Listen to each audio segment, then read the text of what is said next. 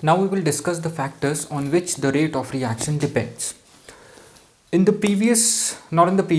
first lecture that we have done, in the first lecture, I have told that chemical kinetics means the speed of chemical reaction, right? And the factors that can alter the speed of chemical reaction comes under chemical kinetics, right? So this lecture is important because here we would be discussing the factors that can affect the speed of chemical reactions, right?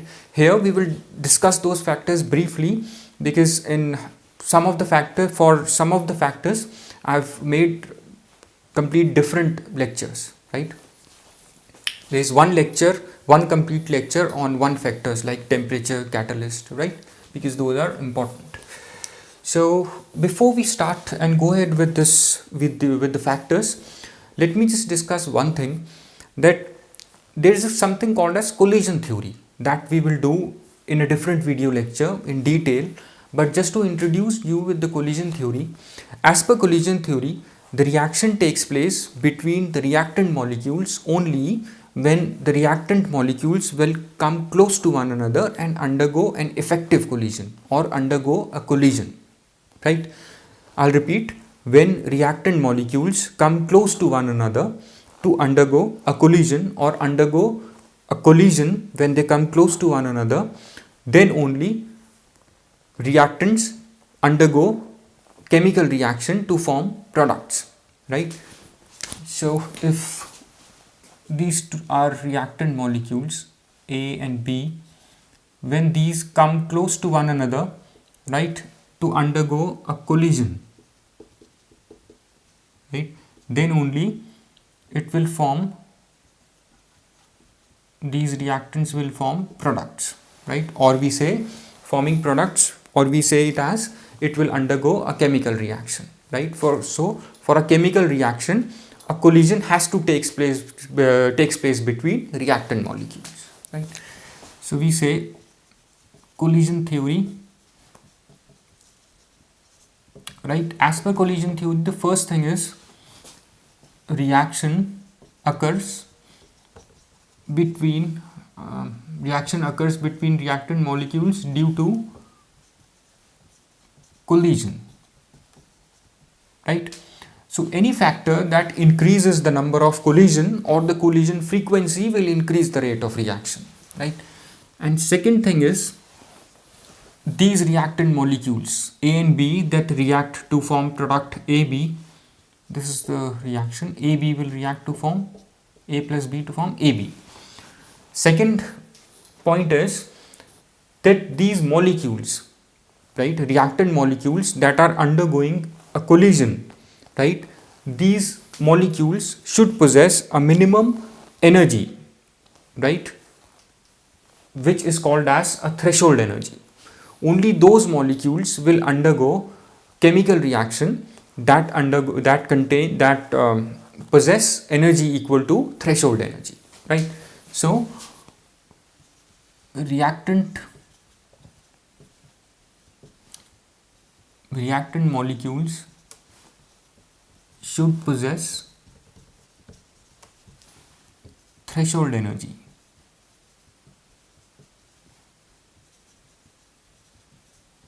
right, to form products. This means that product AB would only be formed if the colliding reactant molecules A and B contains or possess energy equal to threshold energy, right? So all those reactant molecules that possess energy less than threshold energy will not form product on collision, right?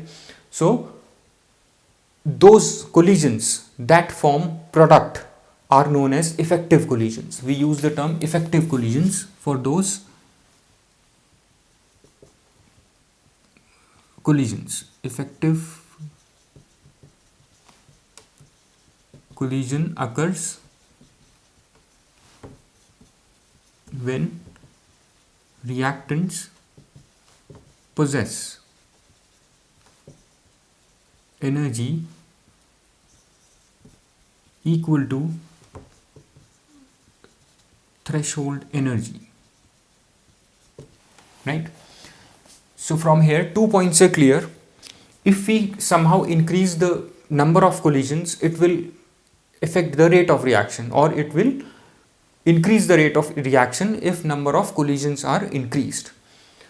Second is, if somehow you can increase the energy of colliding molecules, then that will also increase the rate of reaction, right? Because colliding molecules should possess minimum energy called as threshold energy, right? So if you can somehow increase the energy of the reactant molecules, they will undergo your effective collisions, right? So now let's get back to the factors. First factor is your nature of reactants. Nature of reactants. If we take example of some reactions, for example, if you add silver nitrate solution to sodium chloride, it will form sodium chloride it will form a precipitate of silver chloride plus sodium nitrate, right? This reaction is a very fast reaction, right? And it will form products, silver chloride and sodium nitrate, immediately, right? Instantly. So we call it as instantaneous reaction, right? Now let's look at other reactions. Reaction between oxides, carbon monoxide and nitrogen oxide with oxygen at 25 degrees Celsius, right, will takes place at different rates. That is, the rate of reaction is different. Let's see. If this is your carbon monoxide, it reacts with half of oxygen at 25 degrees Celsius, it will form CO2. Similarly, NO will react with oxygen at 25 degrees Celsius to form NO2, right? Both these reactions look similar. Both are taking place at room temperature 25 degrees Celsius, but this is your slow reaction and this is your fast reaction. Now the reason here is the rate of reaction depends on the nature of bonds, right, in reactant molecules. If you look at the first reaction, which is a slow reaction, here carbon and oxygen are triply bonded. There is a triple bond between carbon and oxygen, right? In nitrogen and oxygen, between nitrogen and oxygen we have double bond, right? So here triple bond, so triple bond will require more energy, right, for dissociation. That is, dissociation energy is high in case of carbon monoxide compared to NO molecule. NO molecule is a double bonded molecule, right? So double bond will require less energy compared to triple bond, right? So that is why this reaction, the second one, where the reactant has a double bond, is a fast reaction because this will require less energy, and this is a slow reaction comparable because we have a triple bond here which require a high energy, high dissociation energy, right? So we say the rate of reaction depends on the nature of reactants. By nature of reactants we mean what kind of bonds are present between the reactant molecules. Whereas if you look at the first reaction, that reaction is very fast reaction, or we call it a instantaneous reaction because products are formed instantaneously. The reason is there is no breaking or making of bond in the first reaction because these reactant molecules are in solution, and in solution they are present in the form of ions. They are already broken in the form of ions, or dissociated, to be correct. These reactant molecules are dissociated to form ions, right? Ions are already present in solution, so there is no breaking of bond. So these ions will react immediately or instantaneously to form products. Now there are another type of reactions where transfer of electrons is required. So when, like oxidation reduction reaction, or we call it a redox reaction, where transfer of electron occurs from one element to other.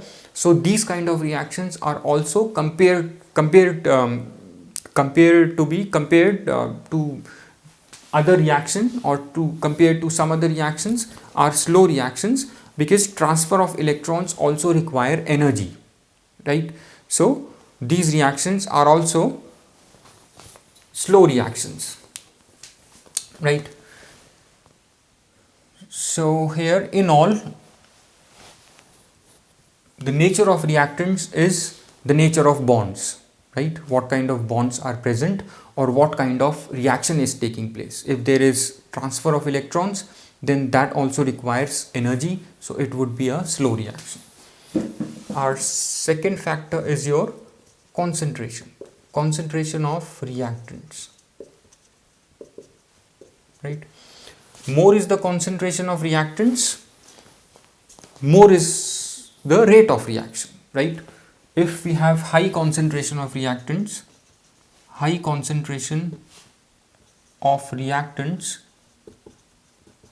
means high rate of reaction. Now let's just quickly discuss how the concentration of reactants can increase the speed of reaction. That is, increasing concentration will increase the rate of reaction. How is that possible? If this is the reaction A plus B forming AB, right? I have just, these molecules represent A and B. Say I have 4 molecules of A and B, right? In the second case, I take the second case where I have more number of molecules of A and B, right? And we said here in collision theory that reaction will take place between A and B only when A and B will collide with one another. So any factor that increases the number of collision will increase the rate of reaction. If you can just imagine looking at these two diagrams, here we have less number of A and B molecules. So here the chances of collision is less compared to here in the second case, right, where we have more number of molecules of A and B, that is concentration of A and B is high in second case. So here chances of collision is higher compared to the first one. So more is the concentration, more is the collision frequency or the number of collisions, and so more is the rate of reaction. Now we have a third factor, temperature.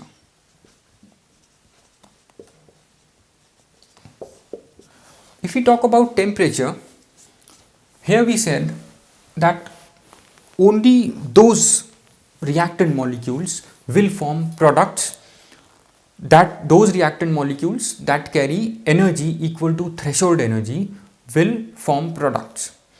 All those reactant molecules that undergo collision will not form products if the reactant molecules does not possess energy equal to threshold energy, right? So if, let's say, A will collide with B, right, and these molecules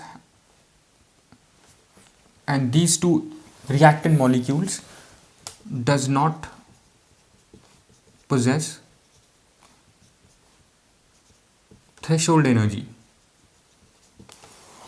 right? So A and B, if they do not possess threshold energy, they will not undergo an effective collision to form products, right? So it's not only the number of collisions that decide the rate of reaction, but it's the effective number of collision that decides the rate of reaction, right? So let's see how temperature can increase or decrease the rate of reaction. We know that if we talk about these gaseous reactions, these gas molecules are in state of random motion. They are moving. So anything that is moving possesses energy, right?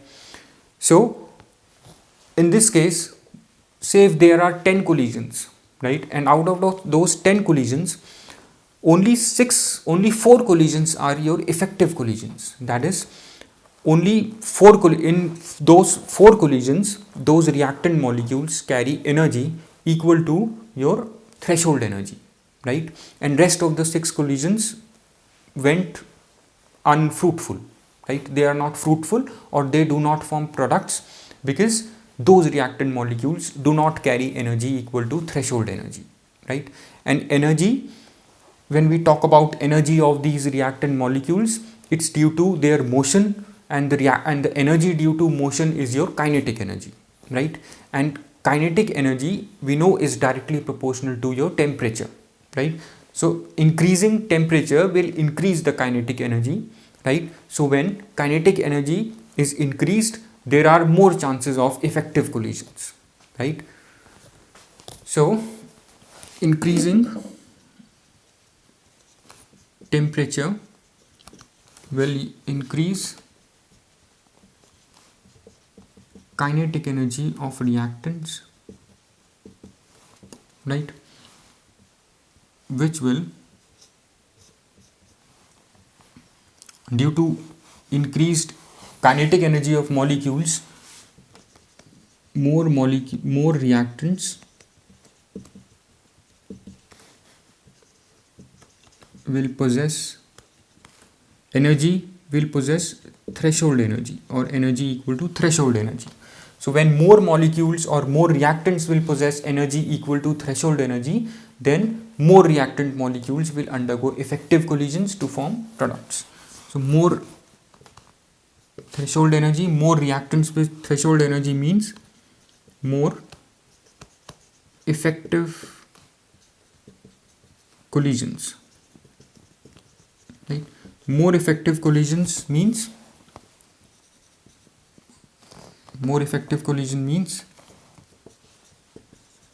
high reaction rate, right? High reaction rate. And it is also observed that every 10 degree rise in temperature will almost double or triple your rate of reaction, right? So I hope this is clear. This factor is important, right? I'll repeat, increasing temperature, we know that kinetic energy is directly proportional to temperature, absolute temperature, right? So increasing temperature will increase the kinetic energy of reactant molecules, right? So at increased temperature, when reactants carry more energy, then more molecules will carry energy equal to threshold energy, right? When molecules or reactants increase carrying threshold energy, then that means more number of reactant molecules will undergo effective collisions to form products. Hence the rate of reaction will increase, right? Then we have your fourth is your effect of catalyst. Now we know that presence of catalyst will increase the rate of reaction, right? What could be the reason that the presence of catalyst increases the rate of reaction?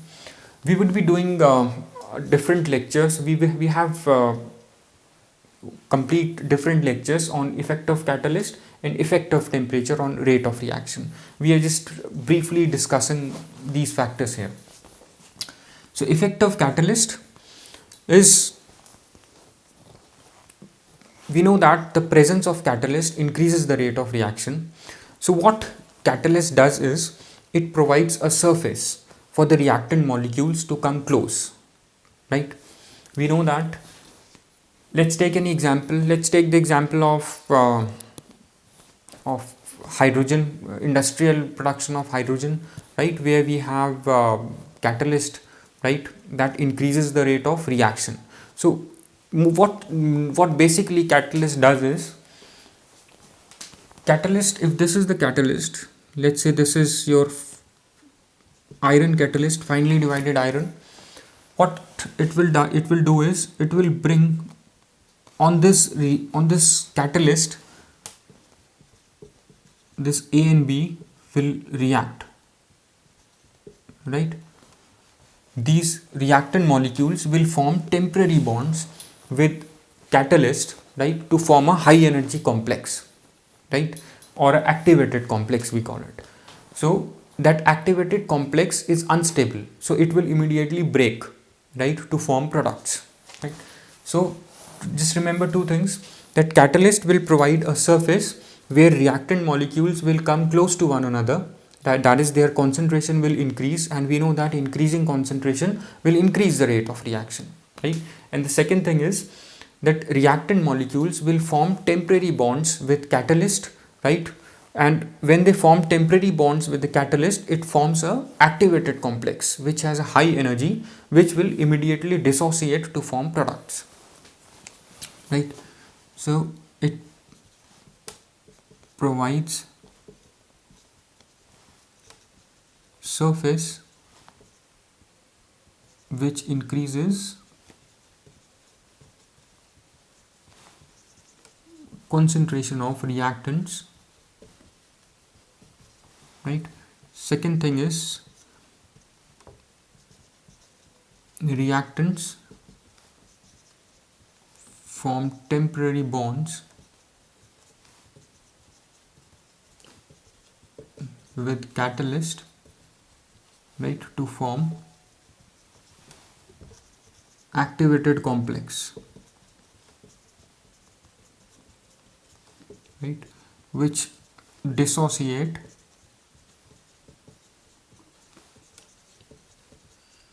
forming products.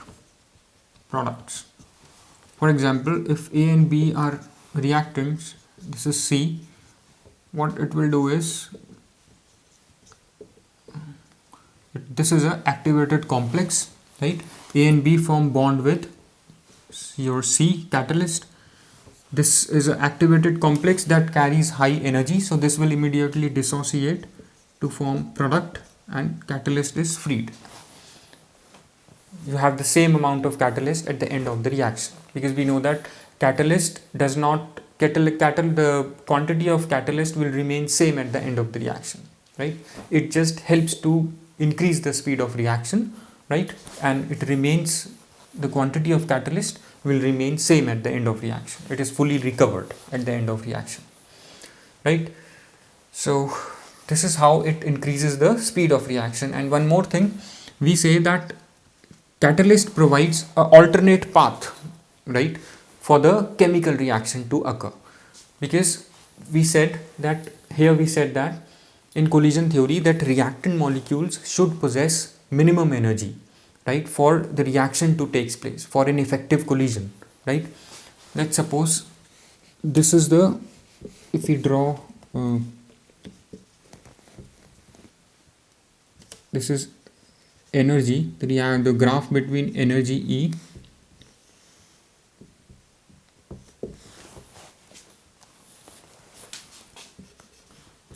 right, this is the energy, minimum energy, right, that is required by the reactant molecules, right, to form products. Here products are getting formed, here you have reactants, right. So all those reactant molecules that could cross this energy barrier, right, will form products, right. So what catalyst basically does is it provides an alternate path that has less energy barrier. This is called as energy barrier, right. So the alternate path that is provided by catalyst has less energy, right. So energy barrier will come something here, right. So since here this energy barrier is your threshold energy, right, here the threshold energy is less, so less threshold energy means more molecules will have this much amount of energy, right, compared to this, right. So this is an alternate path. All those molecules that could not cross this energy barrier will cross this energy barrier, this small energy barrier, and will form products, right. So we have alternate path in presence of catalyst, which is of lesser energy, so more molecules would be able to form products, right, crossing this small energy barrier. So there's one more point, we have surface area of reactants. or we also call it as particle size. Particle size. We know that powdered sugar dissolves faster in water compared to crystalline sugar, right?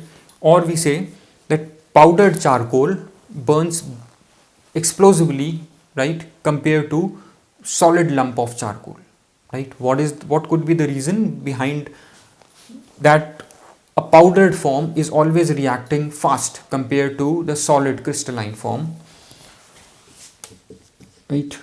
Powdered form, or we call it as small particle size. Small particle size reacts faster compared to crystalline form. Compared to crystalline form or solid form. What happens is, when you have powdered form increases the surface area. So when your surface area is increased, then more reactant molecules will collide and form fruitful collisions, to undergo fruitful collisions. So basically, this, when you decrease the particle size, decreasing particle size will increase the surface area, which will increase the rate of reaction, because more surface area means more reactant molecules could come close to one another to undergo collision, and hence the rate of reaction will increase. I hope all this is clear to you. We will be doing effect of temperature and catalyst on rate of reaction in different lectures as well. I have different complete detailed lectures on these two factors, right? I hope all this is clear to you. Thanks.